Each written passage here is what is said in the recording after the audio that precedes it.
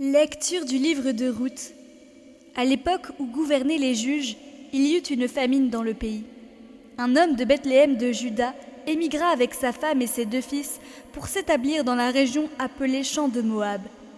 Élimélec, le mari de Noémie, mourut, et Noémie resta seule avec ses 2 fils. Ceux-ci épousèrent 2 Moabites.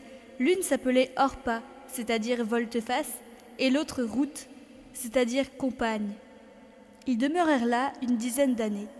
Malon et Kilion moururent à leur tour, et Noémie resta privée de ses 2 fils et de son mari. Alors, avec ses belles-filles, elle se prépara à quitter les champs de Moab et à retourner chez elle, car elle avait appris que le Seigneur avait visité son peuple et lui donné du pain. En cours de route, Orpa embrassa sa belle-mère et la quitta, mais Ruth restait attachée à ses pas.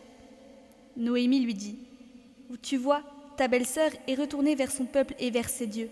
Retourne toi aussi comme ta belle-sœur. » Ruth lui répondit : « Ne me force pas à t'abandonner et à m'éloigner de toi, car où tu iras, j'irai.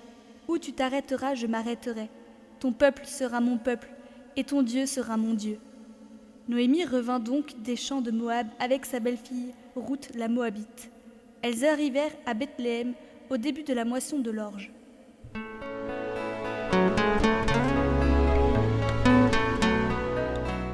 Évangile de Jésus-Christ selon saint Matthieu. En ce temps-là, les pharisiens, apprenant que Jésus avait fermé la bouche aux Sudéciens, se réunirent.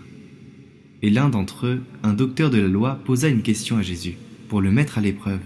« Maître, dans la loi, quel est le grand commandement ?» Jésus lui répondit : « Tu aimeras le Seigneur ton Dieu de tout ton cœur, de toute ton âme et de tout ton esprit. Voilà le grand, le premier commandement. Et le second lui est semblable. Tu aimeras ton prochain comme toi-même. De ces 2 commandements dépend toute la loi, ainsi que les prophètes. »